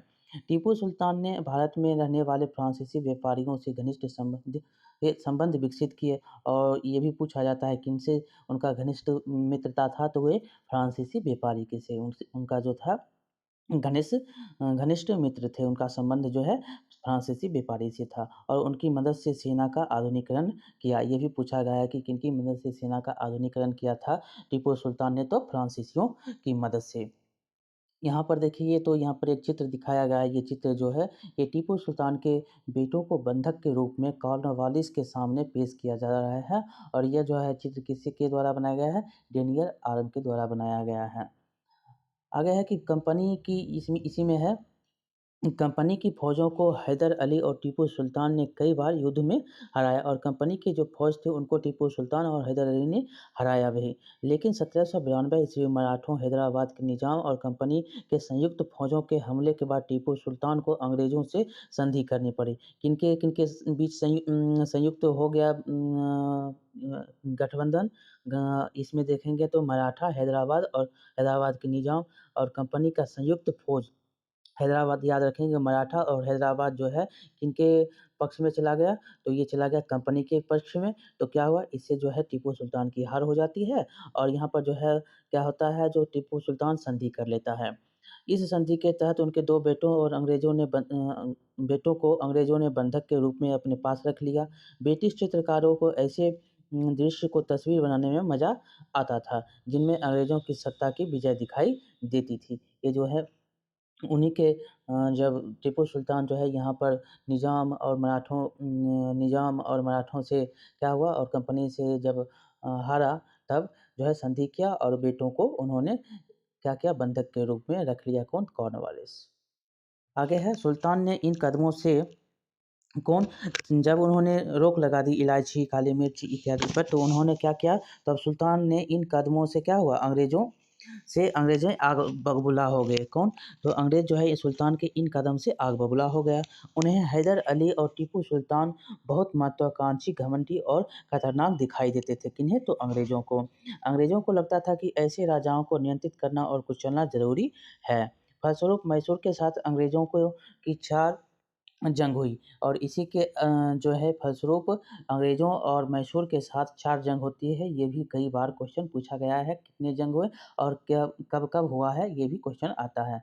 तो इसमें देखेंगे तो पहला जंग होता है 1767 से 69, दूसरा 1780 से 84, तीसरा 1790 से 92 और चौथा 1799, जिसमें टीपू सुल्तान की मृत्यु हो जाती है। और दूसरे में देखेंगे तो 1782 में जो है हैदर अली की दूसरे में मृत्यु हो जाती है। यहाँ से भी क्वेश्चन बनता है। यहाँ पर देखेंगे तो श्रीरंगपट्टनम की आखिरी जंग में कंपनी को सफलता मिलती है और यहाँ पर 1799 में श्रीरंगपट्टनम की संधि होती है और यहाँ पर जो है कंपनी को सफलता मिल जाती है। अपनी राजधानी की रक्षा करते हुए सुल्तान मारे गए और मैसूर की राजकाज पुराने बोडिया राजवंश के हाथों में सौंप दी गई। और इसके बाद क्वेश्चन भी बनता है कि टीपू सुल्तान की मृत्यु के बाद मैसूर की जो है किसके हाथों में राजकाज किसके हाथों में चली गई, तो बोडिया राजवंश के हाथों में ये जो है राज चली गई। इसके साथ ही मैसूर के सहायक संधि थोप दी गई और इसके साथ ही मैसूर को भी सहायक संधि को मानना पड़ गया, उसको थोपा गया। यहाँ पर देखेंगे तो यहाँ पर एक टीपू की कहानियाँ हैं। टीपू की कहानियाँ में हम पढ़ेंगे राजाओं की छवि अक्सर जनश्रुतियों से ही बनती है। प्रचलित किस्सों में उनकी ताकत का खूब यशगान किया जाता है। 1782 में मैसूर के राजा बने टीपू सुल्तान के बारे में कहा जाता है कि एक बार वे अपने फ्रांसीसी दोस्त के साथ जंगल में शिकार खेलने गए थे। वहाँ एक शेर अपने सामने आ गया और उनके सामने जो है एक शेर आ गया, उनके सामने एक शेर आ गया, उनकी बंदूक ने मौके पर साथ नहीं दिया और कटार भी ज़मीन पर गिर गई। फिर भी टीपू के निहत्थे अ, टीपू ने क्या किया, निहत्थे ही शेर का मुकाबला किया और आखिरकार कटार उठा ली। अंत में उन्होंने शेर को मार गिराया। इसी के बाद उन्हें शेर-ए-मैसूर कहा जाने लगा और याद रखेंगे शेर-ए-मैसूर के नाम से टीपू सुल्तान को जाना जाता है। यहाँ से बहुत बार क्वेश्चन बने हैं। उनके राजसी झंडे पर भी शेर की तस्वीर होती है और यहाँ से भी क्वेश्चन है, जो राजसी झंडे पर किसकी तस्वीर है, तो शेर की तस्वीर है। यहाँ पर देखेंगे तो टीपू का खिलौना शेर, यह टीपू के एक विशालकाय मशीनी खिलौना की तस्वीर है। इसमें जो है एक नकली शेर एक यूरोपीय सिपाही को दबाए हुए है। जब जब जो है जब इसका हैंडल घुमाया जाता था, तो नकली शेर जो था वो दहाड़ता था और सिपाही के भीतर से चीख की आवाज़ें आती थी। अब यह खिलौना शेर लंदन स्थित विक्टोरिया एंड एल्बर्ट म्यूज़ियम में रखा गया है। ये खिलौना कहाँ है? विक्टोरिया एल्बर्ट लंदन में है। यहाँ पर देखेंगे तो 4 मई 1799 को जब अपनी राजधानी श्रीरंगपट्टनम की रक्षा करते हुए टीपू सुल्तान की मृत्यु हो गई, तो अंग्रेज इस खिलौना को अपने साथ ले गए। कब उसकी मृत्यु हुई? 4 मई 1799 को। 4 मई 1799 को टीपू सुल्तान की मृत्यु हो जाती है। आगे देखेंगे, आगे इसमें है मराठों से लड़ाई। मराठों से क्या होती है लड़ाई अंग्रेज़ों की, तो उनके बारे में यहाँ पर दिया गया है। यहाँ पर है जो 18वीं शताब्दी के आखिरी में कंपनी मराठों की ताकत को भी काबू और ख़त्म करने के बारे में सोचने लगी। कब? 18वीं शताब्दी के आखिर में जो है कंपनी अब मराठी की जो शक्ति थी उनको भी ख़त्म करने की वो सोचने लगा। 1761 ईस्वी में पानीपत की तीसरी लड़ाई के हार के बाद दिल्ली से देश का शासन चलाने का मराठा का सपना जो है चूर-चूर हो गया और तीसरी लड़ाई 1761 ईस्वी में पानीपत में होती है। मराठा और किसके बीच में होती है, तो ये आपको याद होगा और यहाँ पर जो है उन्हें कई राज्यों में बाँट दिया गया। इसके बाद जो है मराठों को कई राज्यों में बाँट दिया गया। इन राज्यों की वागडोर, सिंधिया, होलकर, गायकवाड़ और भोसले जैसे अलग-अलग राजवंशों के हाथों में थी। ये सारे सरदार एक पेशवा मतलब सर्वोच्च मंत्री के अंतर्गत एक रेशी मतलब राजमंडल से के सदस्य थे। पेशवा इस राजमंडल का सैनिक और प्रशासनिकीय प्रमुख होता था और पुणे में रहता था, और यह जो है पेशवा पूना में रहता था।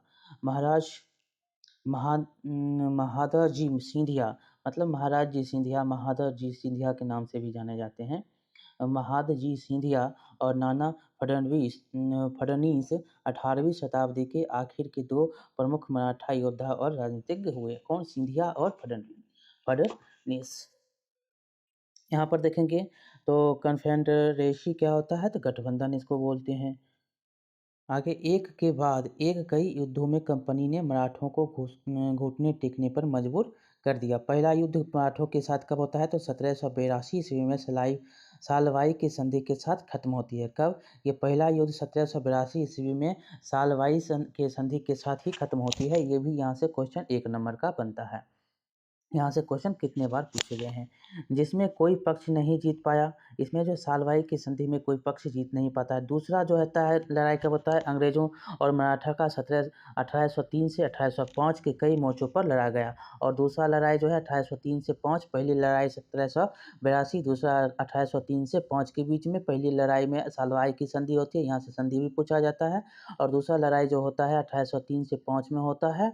और यहाँ पर इसका जो नतीजा होता है क्या? इसका नतीजा यह हुआ कि उड़ीसा और यमुना के उत्तर में स्थित आगरा और दिल्ली सहित कई भूभाग अंग्रेजों के कब्जे में आ गया। यहाँ दूसरी ही लड़ाई में उड़ीसा यमुना के उत्तर स्थित आगरा व दिल्ली के सहित कई भूभाग जो है अंग्रेजों के कब्जे में आ गया।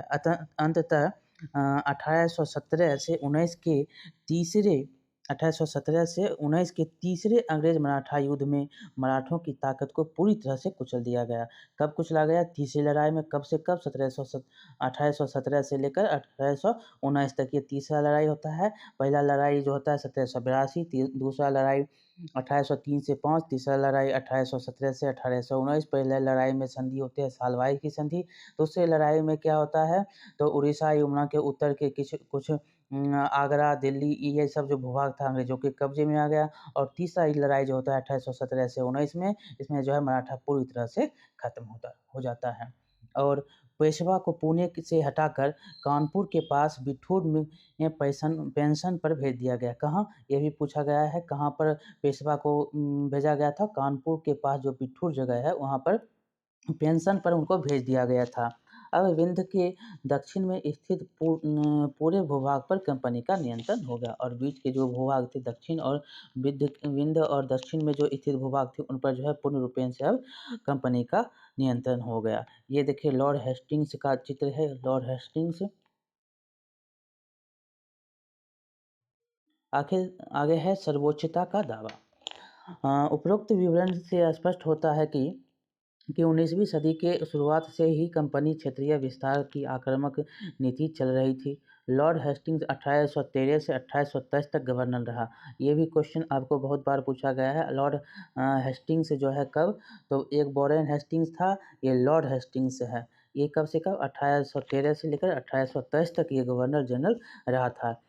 इसके नेतृत्व में जो है सर्वोच्चता की एक नई नीति की शुरू की गई थी। सर्वोच्चता की एक नई नीति जो है शुरू की गई।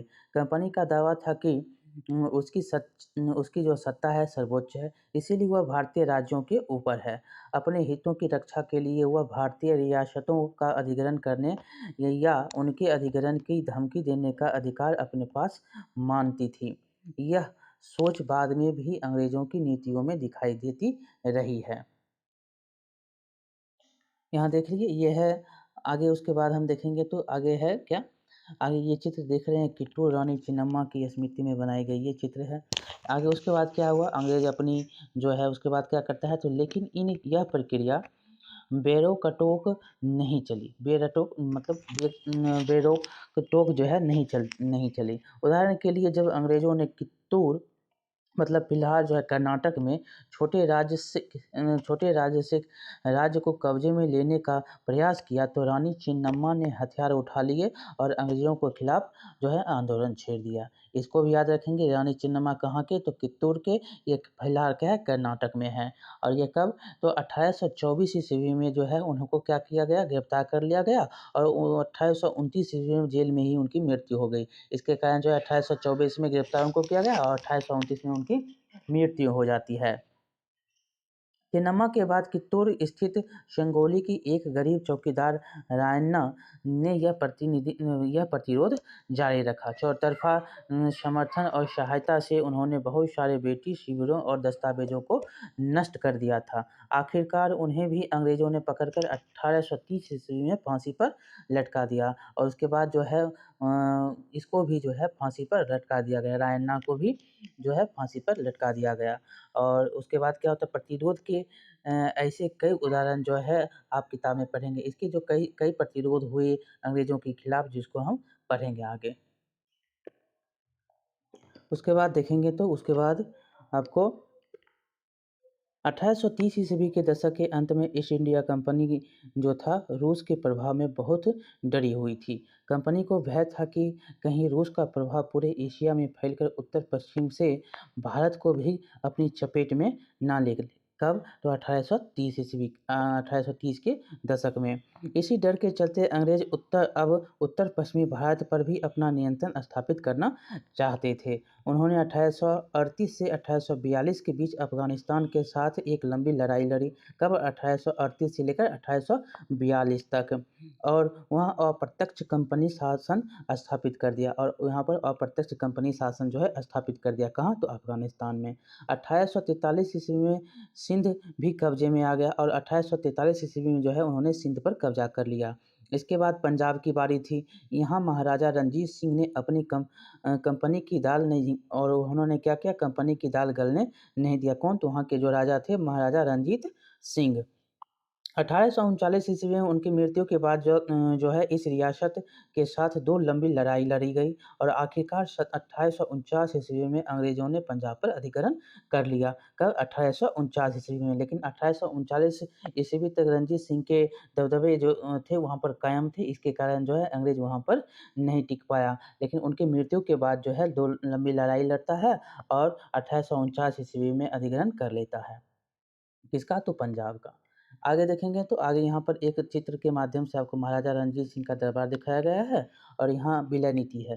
अब है विलय नीति। विलय नीति क्या था, तो 1848 में जो है ये शुरू होता है। आखिर अधिग्रहण की आखिरी लहर 1848 से 1856 के बीच गवर्नर जनरल लॉर्ड डलहौजी के शासनकाल में चली। ये 1848 से 56 के बीच जो गवर्नर जनरल थे, कौन थे, तो लॉर्ड डलहौजी थे।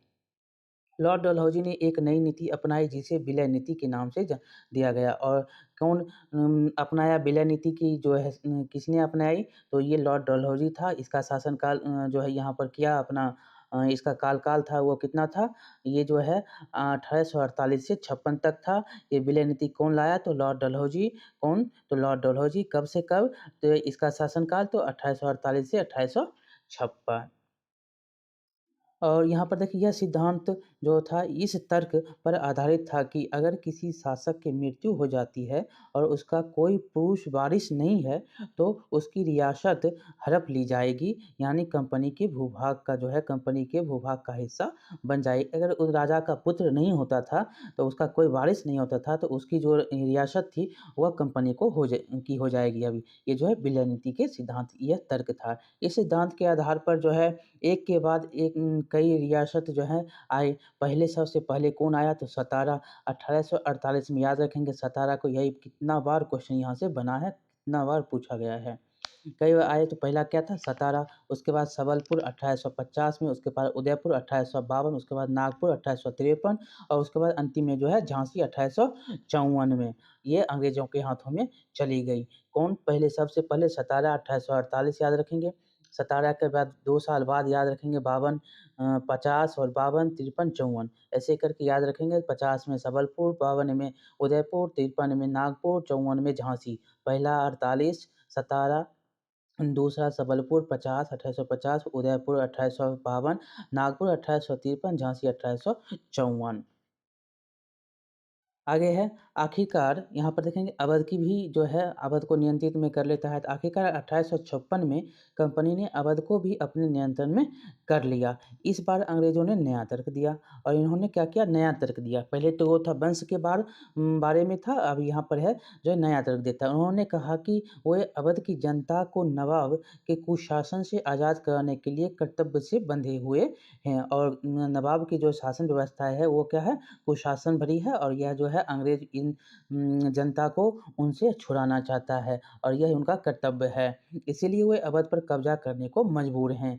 अपने प्रिय नवाब को जिस तरह से गद्दी से हटाया गया, उसने उसे देखकर लोगों में गुस्सा भड़क उठा और अवध के लोगों ने 1857 ईस्वी के महान विद्रोह में शामिल हो गए। यहाँ पर देखिए सबलपुर के वीर सुरेंद्र सिंह का चित्र यहाँ पर दिया गया है और यहाँ पर राजगद्दी के बारे में यहाँ गतिविधि करने के लिए कहता है। आगे यहाँ पर चित्र देखिए कैसे-कैसे भारत में कब अंग्रेज़ों का शासन था। ये जो चित्र देख रहे हैं ये पीले रंग का ये जो है धीरे-धीरे कब तो 1797 जो है इतना ही उसके अधीन था, ब्रिटिश शासन के अधीन और रीड में जो है ब्रिटिश शासन का अधीन नहीं था। जब 1840 आता है तो 1840 में देखेंगे तो यहाँ पर बहुत सारे जगहों पर ब्रिटिश शासन का ब्रिटिश शासन के अधीन जो ये सब क्षेत्र आ जाते हैं। आगे देखेंगे आगे क्या हुआ, ये 1857 का है। ये 1857 में ये लाहौर, बनारस, लखनऊ, कलकत्ता इधर जो है मद्रास, गोवा, मुंबई इत्यादि जगहों पर जो है ब्रिटिश का शासन हो गया था। ये जो है देखिए चित्र आप देखें कि एबीसी में भारत में अंग्रेज़ों की फैलती सत्ताएँ, यह जो नक्शा किस तरह से है, इन नक्शे को भारत के वर्तमान राजनीतिक नक्शे के साथ रख कर देखने के लिए कहता है। तीनों नक्शों में उन इलाकों की पहचान करें जो ब्रिटिश शासन के अंतर्गत नहीं थे।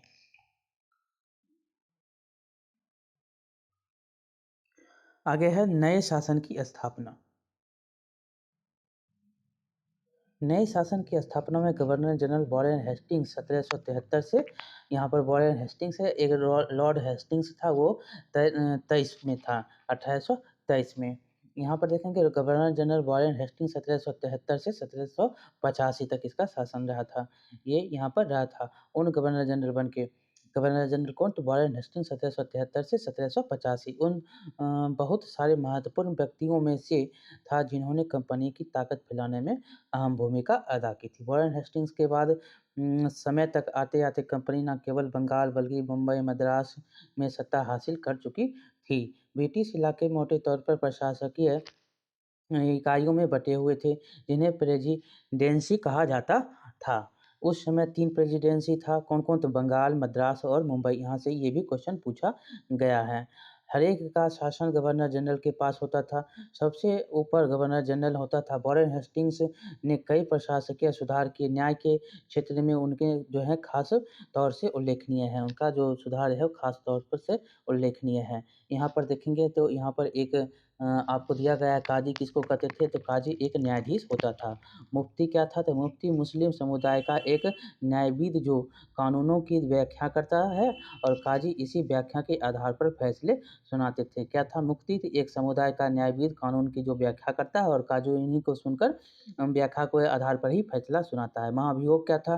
तो इंग्लैंड में जब जब इंग्लैंड के हाउस ऑफ कॉमन्स में किसी व्यक्ति के खिलाफ दुराचरण का आरोप लगाया जाता है तो हाउस ऑफ लॉर्ड्स मतलब संसद का ऊपरी जो सदन होता था उस में उस व्यक्ति के खिलाफ मुकदमा चलता था और इसे क्या कहा जाता था? इसको महाभियोग कहा जाता था। आगे है 1772 ईस्वी में नई न्याय व्यवस्था स्थापित हुई।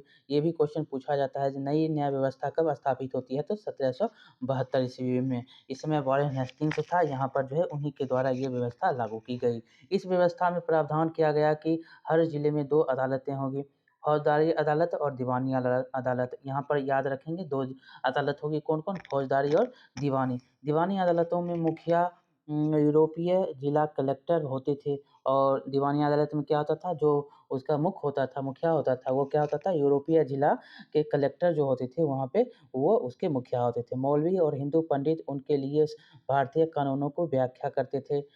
फौजदारी अदालतें कभी अभी भी काजी और मुफ्ती के ही अंतर्गत थी और फौजदारी जो था किनके अंतर्गत, न्यायाधीश और जो उनके मुफ्ती होते थे उनके अंतर्गत थी। लेकिन वो भी कलेक्टर की निगरानी में काम किया करते थे। लेकिन ये भी जो थे, ये कलेक्टर दीवानी के जो मुखिया थे दीवानी अदालत के, उनके रेख-देख में ये काम किया करते थे। ये चित्र के माध्यम से आपको वॉरेन हेस्टिंग्स पर जो है मुकदमा चला है, उनका ये चित्र दिया गया है। ये आर.जे. पोलार्ड के द्वारा चित्रित है 1789 में।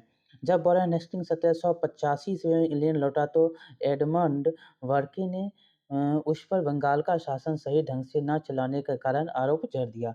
ये भी यहाँ से क्वेश्चन पूछे गए हैं कि इन्होंने 1785 ईस्वी में वॉरेन हेस्टिंग्स पर मुकदमा दायर किया था, तो एडमंड वर्क के द्वारा यहाँ पर दायर उनके द्वारा किया गया था। किन पर, तो वॉरेन हेस्टिंग्स 1785 में। इस आरोप के चलते हेस्टिंग्स का ब्रिटिश संसद में महाभियोग का मुकदमा चलाया गया, जो 7 साल जो है चला। कितने साल, तो 7 साल जो है ये मुकदमा चला।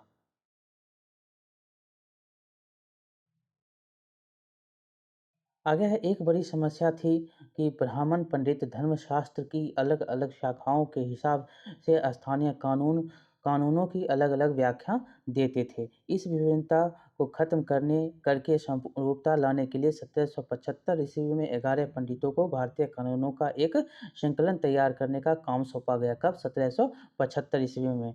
एन.बी. हॉल हेड ने इस संकलन का अंग्रेजी में अनुवाद किया। 1778 ईस्वी में यूरोपीय न्यायाधीशों के लिए मुस्लिम कानूनों की भी एक संहिता तैयार करने जो है ली गई थी। कब, तो 1778 ईस्वी में। 1773 ईस्वी में रेगुलेटिंग एक्ट के तहत नए सर्वोच्च न्यायालय की स्थापना की गई। यहाँ पर याद रखेंगे, ये भी रेगुलेटिंग एक्ट जो है 1773 के तहत ही एक न्यायालय की स्थापना होती है।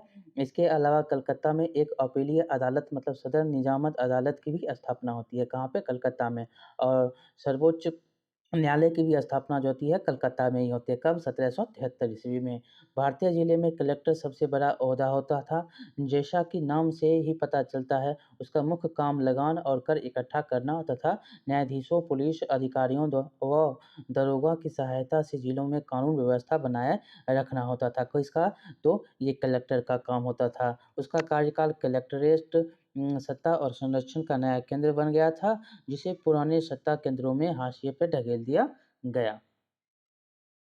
यहाँ पर देखेंगे तो इनमें दिया गया है कुछ, जो मैं सबके शत्रु और उत्पीड़क पर महाभियोग चला रहा हूँ। ये कथन है, इनका कथन है, तो ये कथन जो है याद रखेंगे, ये वॉरेन हेस्टिंग्स के लिए है। वॉरेन हेस्टिंग्स के महाभियोग की कार्रवाई के दौरान एडमंड बर्क ने एक उत्तेजनापूर्ण भाषण दिया, जिसका एक हिस्सा यहाँ पर दिया गया है। मैं उसके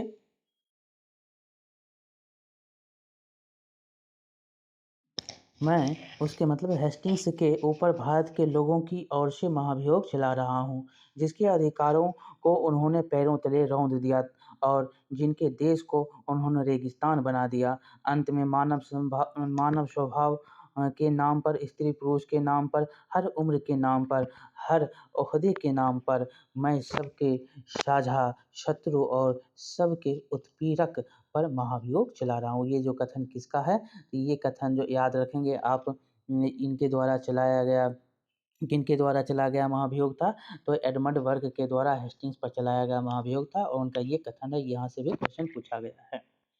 आगे है कंपनी की फौज। कंपनी की फौज है, कंपनी का फौज में आप देखेंगे तो कंपनी के साथ भारत में शासन और सुधार के नए विचार तो आए, लेकिन उसकी जो है असली सत्ता सैनिक ताकत में थी। मुगल फौज मुख्य रूप से घुड़सवार मतलब सवार घोड़े पर चलने वाले प्रशिक्षित और पैदल सेना थी। उन्हें तीरंदाजी और तलवारबाजी का प्रशिक्षण दिया जाता था। सेना में सवारों की दबदबा रहता था और मुगल साम्राज्य को एक विशाल पेशेवर प्रशिक्षण वाली पैदल सेना की ज़रूरत महसूस नहीं होती थी। ग्रामीण इलाकों में सशस्त्र किसानों की बड़ी संख्या थी। स्थानीय जमींदार मुगलों को ज़रूरत पड़ने पर पैदल सिपाही मुहैया कराते थे। ये जो है कंपनी की फौजें थी जो इस प्रकार से चला करती थी।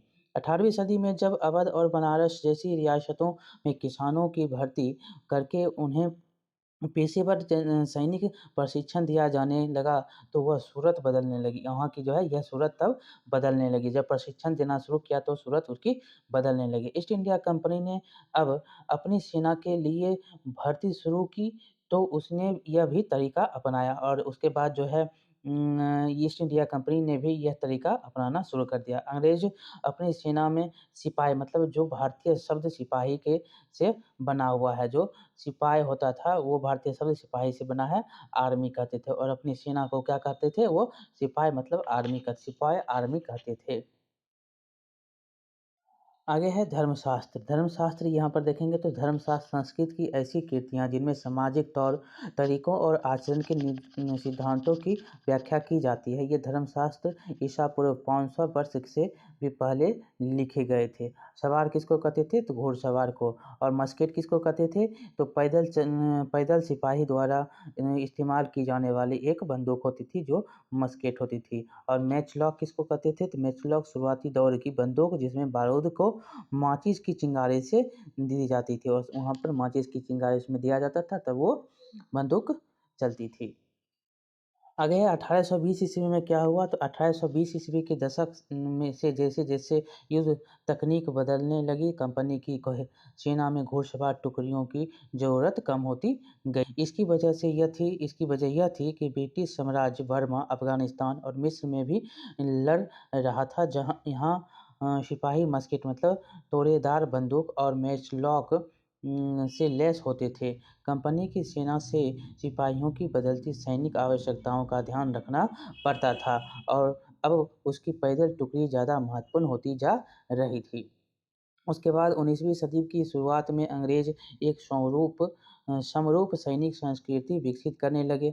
यहाँ ये सब पॉइंट जो है सैनिक किस प्रकार से वहाँ वो रखते थे और उनका जो कैसे-कैसे आगे उनका विकास होता गया, इनके बारे में दिया गया है। यहाँ से भी आपको क्वेश्चन बनते हैं।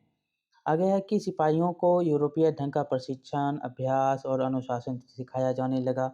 उनका जीवन अब उनका जीवन पहले से भी ज़्यादा नियंत्रण था। ये जो है सिपाही के रूप में यहाँ पर चित्र दिया गया है। कंपनी के लिए काम करने वाला बंगाल का एक सवार एक अज्ञात भारतीय चित्रकार द्वारा ये बनाया गया है और यह कब 1780 में मराठों और मैसूर के साथ हुए युद्ध के बाद कंपनी को अपने घुड़सवार टुकड़ियों को मजबूत करने की अहमियत समझ में आने लगी थी। आगे क्या हुआ कि इस कोशिश में कभी-कभी जो है जब वो आगे काम उसका आगे चला तो क्या हुआ इस कोशिश में कभी-कभी समस्या भी आ जाती थी क्योंकि पेशेवर सिपाही जो होते थे सिपाहियों की सीना खड़ा करने के चक्कर में अंग्रेज़ कई बार जाति और समुदाय की भावनाओं को नज़रअंदाज कर देते थे। भला लोग अपनी जाति और जातीय और धार्मिक भावनाओं को इतनी आसानी से कैसे छोड़ सकते थे? आज भी नहीं छोड़ते। आगे है क्या वे खुद को अपने समुदाय का सदस्य मानने के बजाय सिपाही मान सकते थे? ये उनसे क्वेश्चन पूछा गया है, क्या ऐसे समुदाय के सदस्य के बजाय वो सिपाही, चाहे वो सिख हो, हिंदू हो, मुस्लिम हो, जो भी हो, वो अपने आप को सिपाही समझे। सिपाही क्या महसूस करते थे? तो अपने जीवन में और अपनी पहचान यानी वे कौन हैं, इस बात के एहसास में जो बदलाव आ रहे थे, उनको सिपाहियों के लिए किस तरह देखा था। 1857 का विद्रोह हमें सिपाहियों की इस दुनिया की झलक दिखाता है। इस विद्रोह के बारे में हम आगे पढ़ेंगे। आगे है निष्कर्ष। निष्कर्ष क्या होता है इन सब को लेकर हम चलते हैं तो निष्कर्ष 1857 उससे पहले ब्रिटिश शासन कैसे आए, कैसे अपना कार्य किया और बक्सर की लड़ाई, प्लासी की लड़ाई और सहायक संधि ये सब जो है कैसे हुआ और उसके बाद जो ये सब निष्कर्ष यहाँ पर हम देखेंगे। तो ईस्ट इंडिया कंपनी एक व्यापारिक कंपनी के बढ़ते-बढ़ते भौगोलिक औपनिवेशिक शक्ति बन गई थी। औपनिवेशिक शक्ति बन गई थी। 19वीं सदी की शुरुआत में नया भाप तकनीक के आने से यह प्रक्रिया जो है और तेज़ हो गई। जब तक समुद्र मार्ग से भारत पहुँचने में जो है तब तक समुद्र मार्ग से भारत पहुँचने में 6 से 8 महीने का समय लग जाता था। भाप से चलने वाले जहाज़ ने यह यात्रा 3 हफ्ते में समेट दी, मतलब 3 हफ्ते 21 दिन में समेट दिया। इसके बाद जो है ज़्यादा से ज़्यादा अंग्रेज़ और उनके परिवार भारत जैसे दूर देश में आने जाने लगे। 1857 तक भारतीय उपमहाद्वीप के 63% भूभाग और 78% आबादी पर कंपनी का सीधा जो है नियंत्रण शासन जो है स्थापित हो चुका था। कब? 1857 तक। और के देश के शेष भूभाग और आबादी पर कंपनी का अप्रत्यक्ष प्रभाव था। इस प्रकार व्यावहारिक स्तर पर ईस्ट इंडिया कंपनी पूरे जो है भारत को अपने नियंत्रण में ले चुकी थी और इस प्रकार जो है ईस्ट इंडिया कंपनी पूरे भारत को अपने नियंत्रण में ले चुका था। अब देखिए यहाँ पर दिया गया है जो अन्यंत्र है ये देश के बाहर जो हो रहे थे, दक्षिण अमेरिका में दास व्यापार। डच व्यापारी 17वीं सदी में दक्षिण अफ्रीका पहुँचे। जल्द ही दास व्यापार शुरू हो गया। कहाँ? तो डच व्यापारी जो है कहाँ पहुँचा? तो दक्षिण अफ्रीका पहुँचा, वहाँ पर जो है दास व्यापार शुरू हो गया। लोगों को बंधक बनाकर जंजीरों में बाँधकर दास बाज़ारों में बेचा जाने लगा और दास जो है बाज़ारों में बेचा जाने लगा। 1834 ईस्वी में दास प्रथा के अंत के समय अफ्रीका के दक्षिणी सिरे पर स्थित केप में निजी स्वामित्व में दासों की संख्या 36,774 थी और 1824 में केप आने वाले एक यात्री ने वहां होने वाली नीलामी का आंखों देखा ब्यौरा प्रस्तुत किया है। यह देखेंगे तो यहाँ पर दिया गया है क्या ब्यौरा था, तो यह मालूम होने पर कि पशुओं, कृषि उत्पादों की नीलामी होने वाली है, हमने अपनी गाड़ी नए बैल खरीदने के लिए रोक दी। नीलामी के माल में एक स्त्री दास और उनके 3 बच्चे थे। किसानों ने पशुओं के सामने उन्हें परखा।